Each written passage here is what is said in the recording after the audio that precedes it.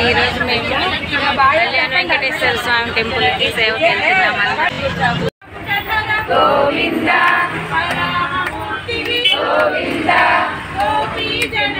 Govinda Govinda Govinda Hari Govinda Venkataramana Govinda